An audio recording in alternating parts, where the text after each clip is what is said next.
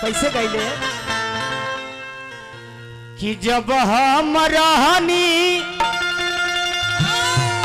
अरे कुमारी तो बाबा के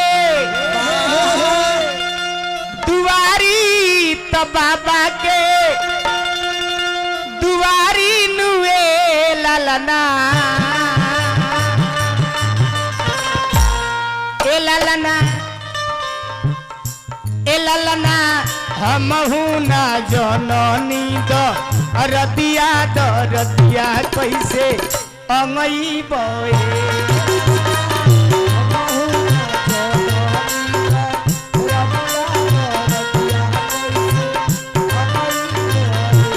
ललना हमहू ना जननी द रतिया कैसे अंगई बहे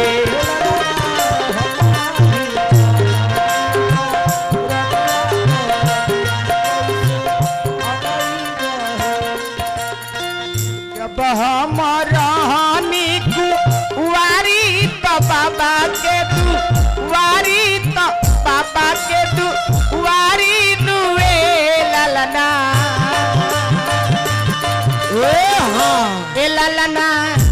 ए ललना हमहू ना जननी द रतिया कैसे अंगई बहे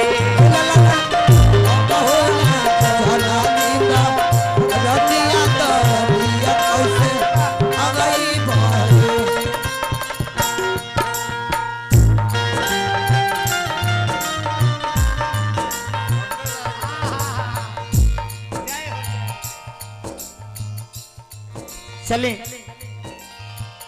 भैया हमारे संतोष जी रिलायंस टेलर कृष्णा टाकी सिवान ग्राम कलिजड़ा भैया की तरफ से हजारों हजार रुपया धनदान सादर जय भीम नमो बुधाय। अब भैया हमारे व्यास भैया जी आए निवासी भैया की तरफ से पुरस्कार पूजा करूंगी तेरी रहूंगी तेरी दिल में तुझे बिठा के कर लूंगी मैं बंद आके पूजा करूंगी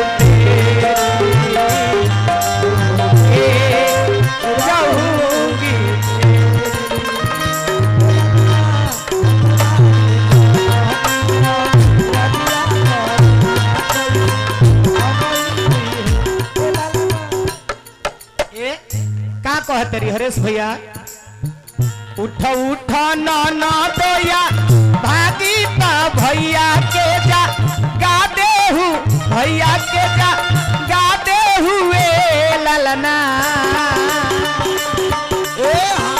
ए ललना उठला कमरिया मेरे तो रतिया कैसे अंगई बहे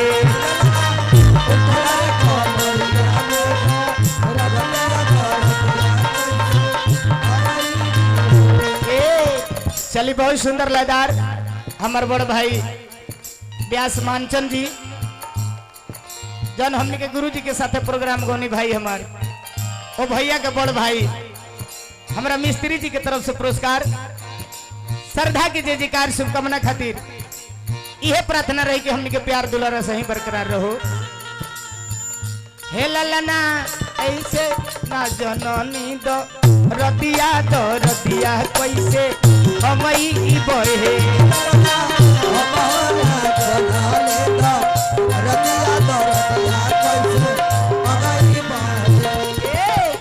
उठ उठ न दोया भागिन तो भैया के जा गादे हूँ भैया के जा गादे हुए ललना ए ललना उठला कमरिया मेरे दो रतिया कैसे अंगई बहे उठला रे कमरिया मेरे दो रतिया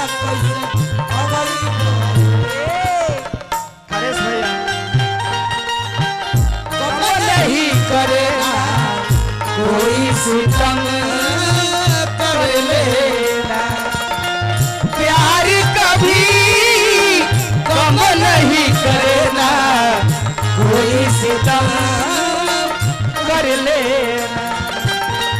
मर जाएंगे आशिक मरना कोना तुम सह लेना। आशिक मरना कोना तुम कर लेना।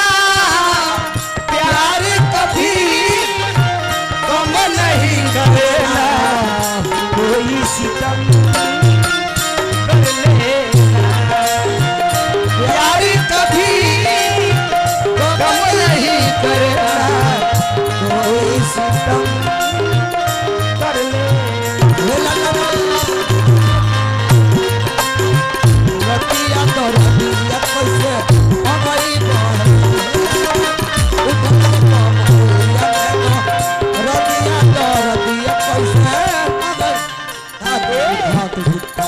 लास्ट पद लगाओ तने ज्यादा लंबा नहीं करे के।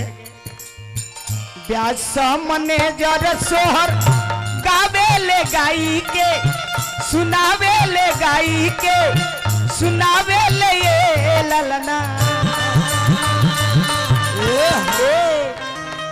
लाल बाबू लहरी सोहर गावे ले गाई के सुनावे ले गाई के सुनावे ले ये ललना।